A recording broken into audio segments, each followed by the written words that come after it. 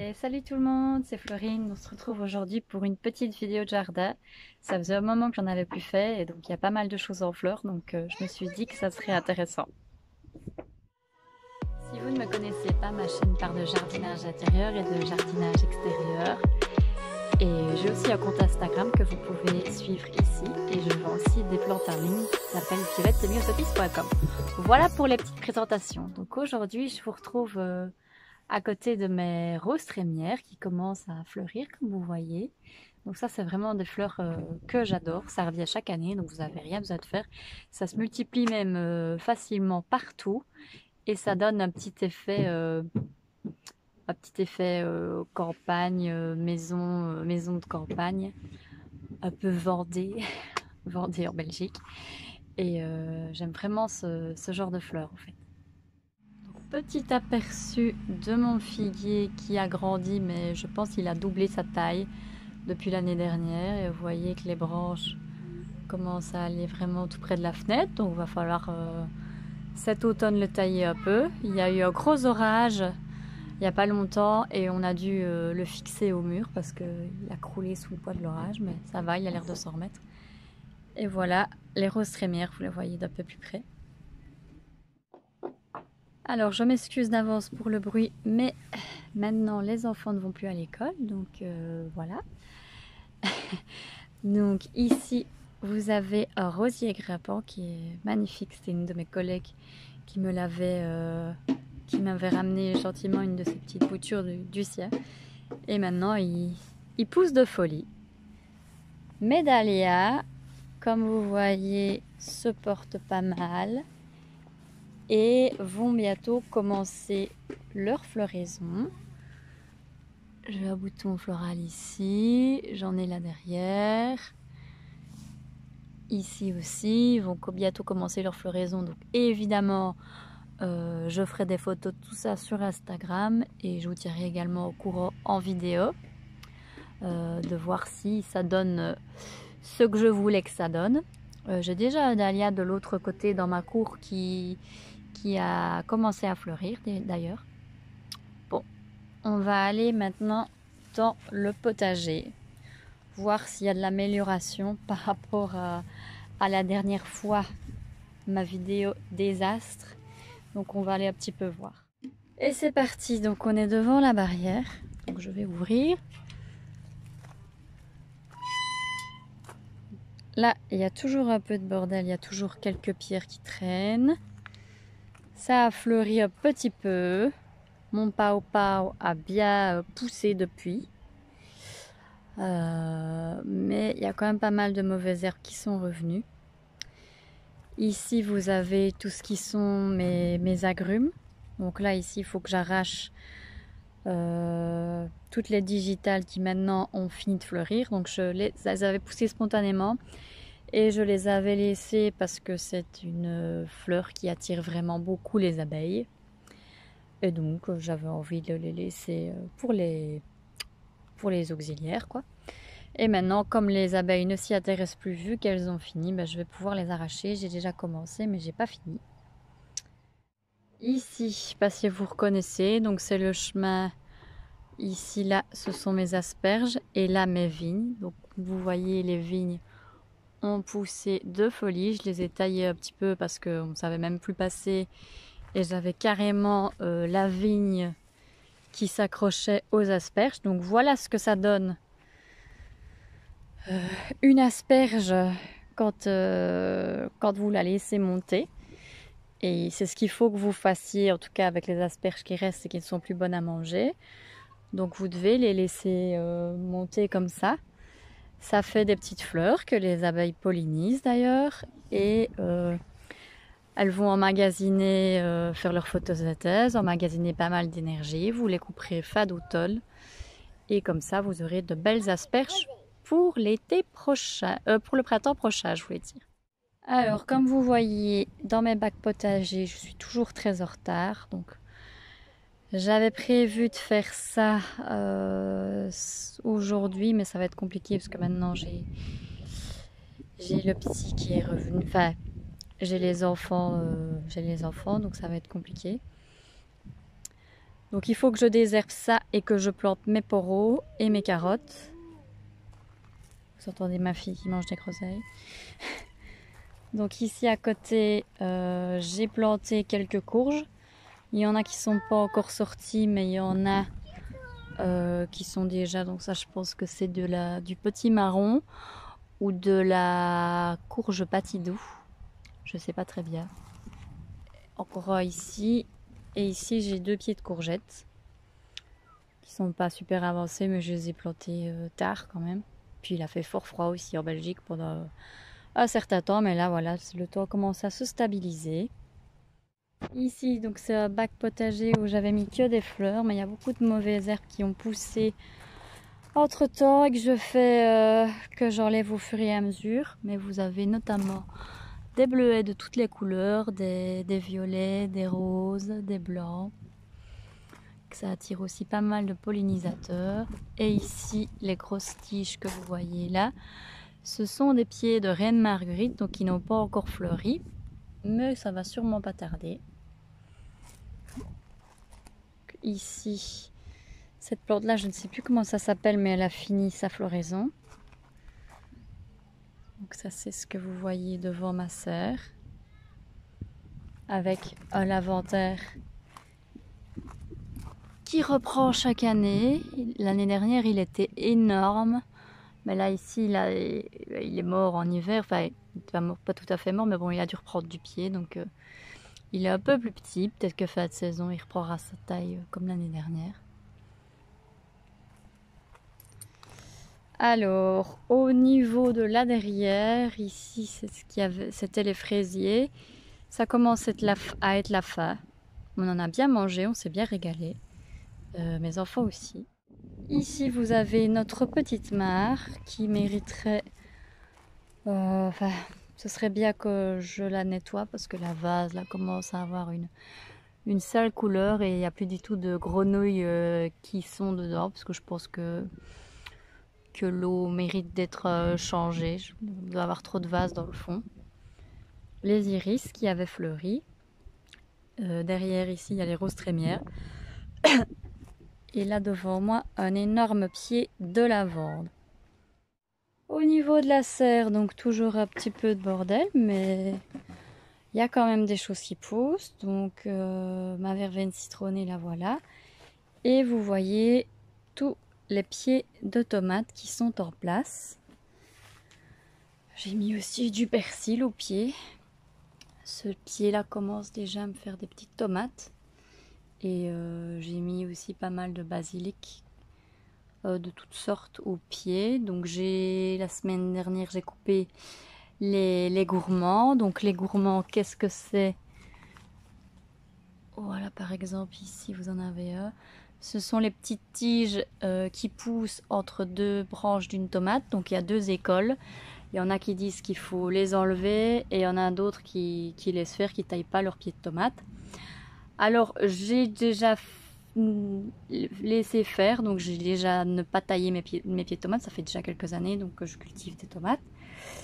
Et le problème, c'est que ça finit par se casser la gueule tellement ça devient un buisson énorme qui devient beaucoup trop lourd pour le tuteur et que vous n'arrivez pas. Donc le pied de tomate finit par se casser. Et les fruits mûrissent moins vite parce qu'il y a beaucoup de feuilles. Donc voilà, je préfère... c'est quand même plus facile, je pense. Enfin moi en tout cas, je préfère enlever les gourmands pour avoir plutôt un pied qui pousse en hauteur qu'un gros buisson qui se casse la figure de partout. Mais c'est mon avis, chacun fait comme il veut. Mais pour moi, ce qui marche le mieux, c'est ça. Donc voilà, j'en ai mis pas mal, j'en ai mis même beaucoup trop pour notre famille de 4 personnes évidemment. Mais je m'emballe toujours un peu sur les tomates, parce que j'ai toujours peur qu'il y ait des pieds qui ne prennent pas. Mais ça n'a pas été le cas, ils ont tous pris. Donc voilà, c'est pas grave, le congélateur est fait pour ça. Alors ici, là derrière, ce que vous voyez, c'est le restant de fraises. Comme vous voyez, il n'y a pas que nous qui les aimons.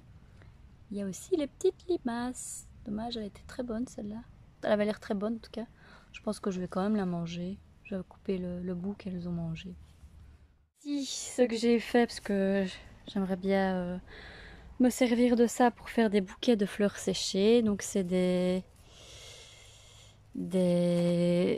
c'était des coquelicots.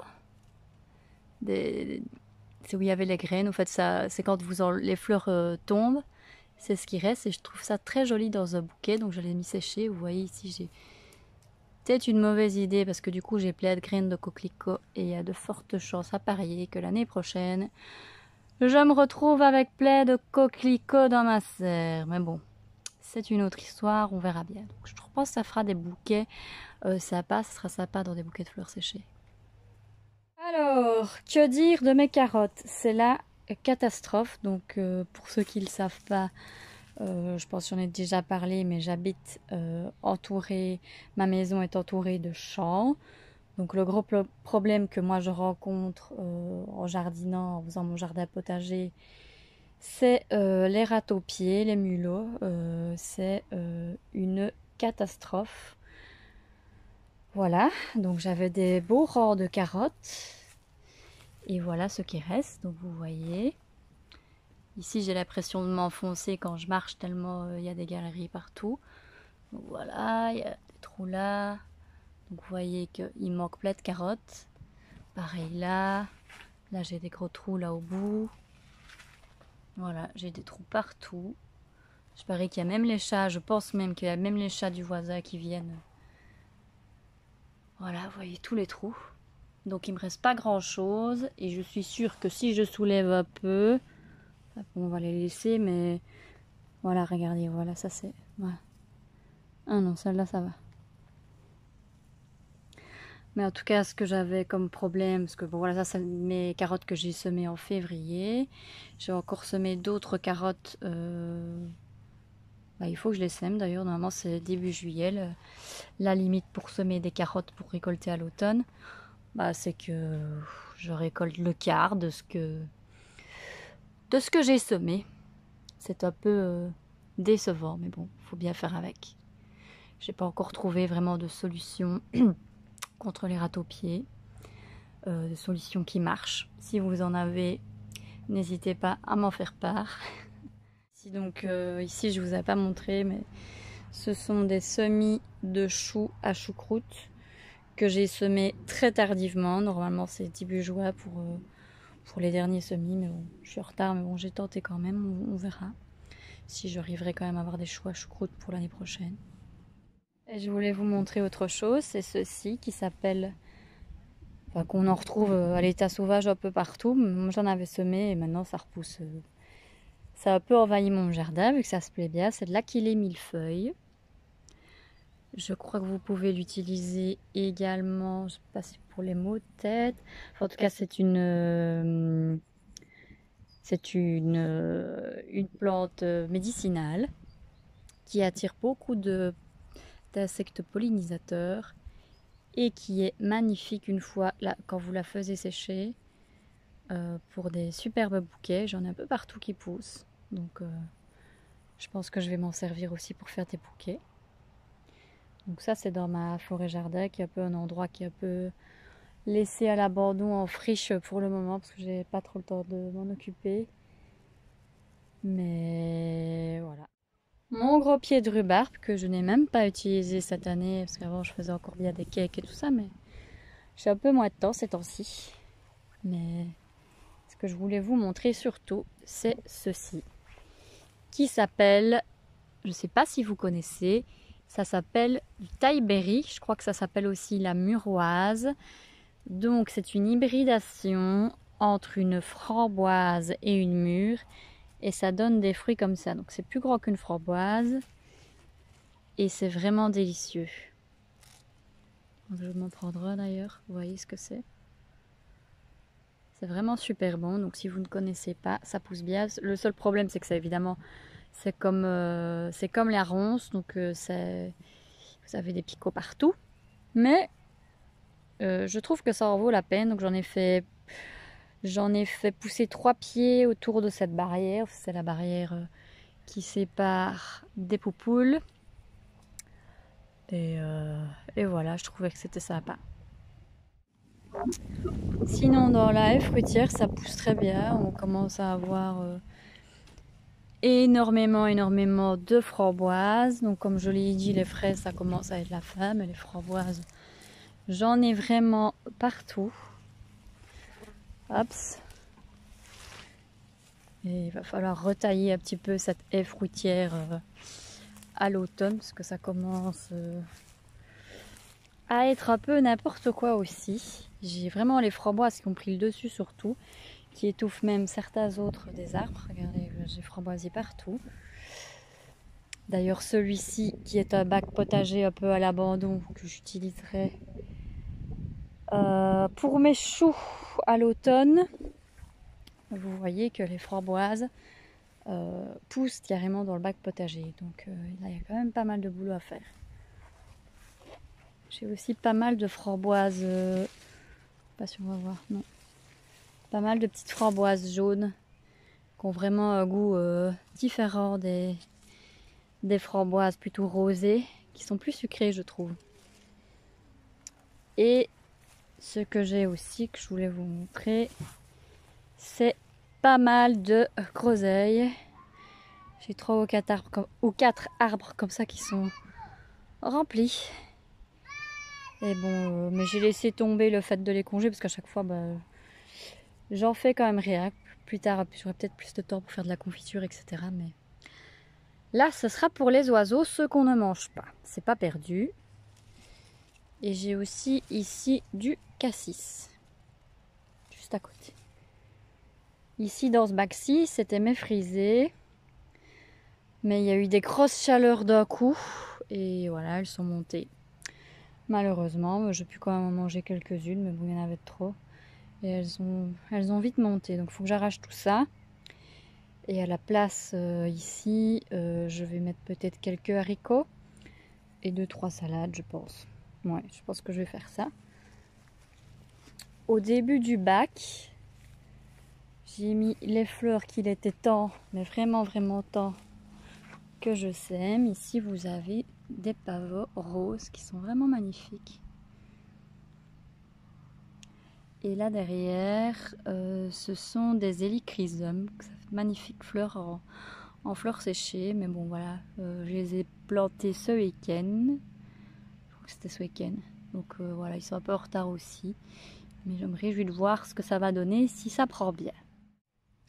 Et voilà pour la petite update au niveau de mon jardin potager. Donc comme vous voyez, c'est peut-être un petit peu moins catastrophique que la dernière fois, mais il y a encore énormément de travail. Mais bon, voilà, ces temps-ci, je me suis quand même beaucoup consacrée à ma boutique.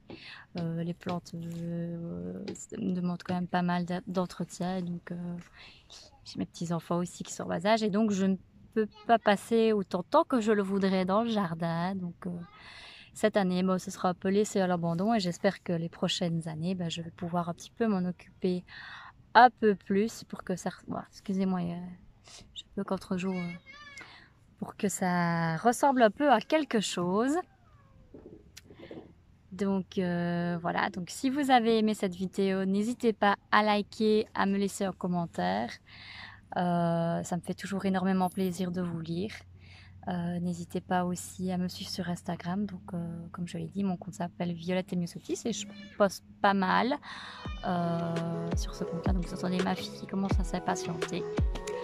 Donc je vais vous laisser. Bye bye, portez-vous bien et on se retrouve pour une prochaine vidéo.